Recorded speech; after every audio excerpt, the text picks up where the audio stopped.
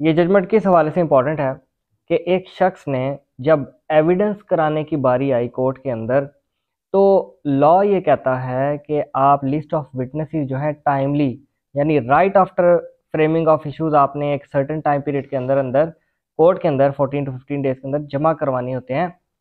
और list of witnesses वहाँ पे जमा होगी, वो पार्ट ऑफ द फाइल बनेगी, और उसके बारे में मुकम्मल आगाही होगी डिफेंडेंट को कि जनाब ये लिस्ट ऑफ विटनेसेस तुम्हारे खिलाफ आई है। और इसी तरीके से डिफेंडेंट के लिस्ट ऑफ विटनेसेस जो है उसकी मुकम्मल आगाही होगी प्लेंटिफ्स को कि तुम्हारे खिलाफ ये गवाही आई है।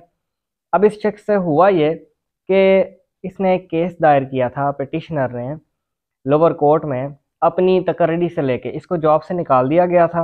इसने उसको चैलेंज किया। जॉब से क्यों निकाला गया था? और कहा गया था कि जनाब ये मेंटली सिक है, ये इल बिहेवियर है, मेंटली सिक है। अच्छा, इसको भेजा गया था किसी साइकोलॉजिकल डिपार्टमेंट में कि अपना मेडिकल चेकअप करवाओ और उसकी रिपोर्ट लो। रिपोर्ट इसने हासिल की और इस पटिशनर को लगता था कि रिपोर्ट मेरे हक में है।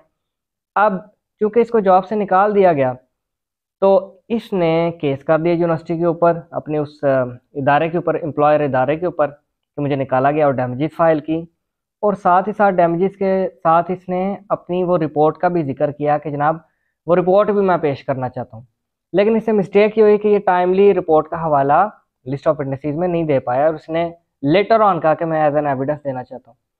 तो ट्रायल कोर्ट ने जो है इसकी ये इस्तदा मुस्तरद कर दी। उन्होंने कहा भाई तुम बहुत लेट हो, तुम्हें वो जो साइकोलॉजिकल रिपोर्ट है डॉक्टर की, उसे टाइमली लिस्ट ऑफ विटनेसेस के अंदर, लिस्ट ऑफ एविडेंस के अंदर मेंशन करना चाहिए था, तुमने नहीं किया। तुमने उस साइकोलॉजिकल डॉक्टर को भी जो बुला रहे हो, साइकेट्रिस्ट को, कोर्ट के अंदर एज अ विटनेस, वो भी तुमने टाइमली मेंशन नहीं था किया, अगली पार्टी को नहीं था पता। तो हम तुम्हारी ना सिर्फ रिपोर्ट को रिजेक्ट करेंगे, यानी नहीं बुला रहे, बल्कि उस एविडेंस जो साइकेट्रिस्ट है उसको भी कोर्ट के अंदर नहीं तलब कर रहे। अच्छा, ये जो पिटिशनर है इसने कहा मेरे साथ तो ज्यादती हो गई है, मैं तो उनको बुलाना चाहता था ताकि मेरी मेंटल स्टेट कोर्ट के सामने आए। दिमागी तौर पे मेरे साथ कोई मसला नहीं, मेरा बिहेवियर ठीक है, और मुझे जो जॉब से निकाला गया उस तक ज्यादती की गई है। ये आ जाता है हाई कोर्ट के अंदर, इस्लामाबाद हाई कोर्ट में। फिर इस्लामाबाद हाई कोर्ट इसके अंदर फैसला देती है कि नहीं, जब एक शख्स से, चलो टेक्निकली वो फॉल्ट हो गई, गलती हो गई, लेकिन अब वो एविडेंस देना चाह रहा है, लेटर ऑन ही आ रहा है, तो अगर आप उसको राइट नहीं देंगे अपनी एविडेंस सामने लाने का, तो आप कॉन्स्टिट्यूशन के आर्टिकल 10A की खुली वायलेशन करेंगे। राइट टू फेयर ट्रायल आप उसको नहीं दे रहे। उसका राइट है कि अब वो आ गया तो टेक्निकल नॉकआउट ना करें, उसे टेक्निकल बेसिस पे इंसाफ ना छीने। और जब किसी चीज़ के फैसले के लिए कोई एविडेंस इंपॉर्टेंट है तो उसे सफ़ा मिसल पे आने दें, चाहे वो लेट ही क्यों ना हो जाए।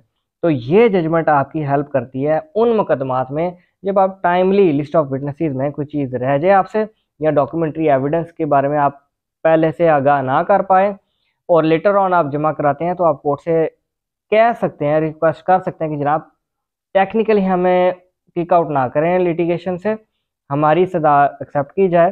हवाला मैं दे देता हूँ इस्लामाबाद हाई कोर्ट का, 2023 CLC पेज नंबर 421।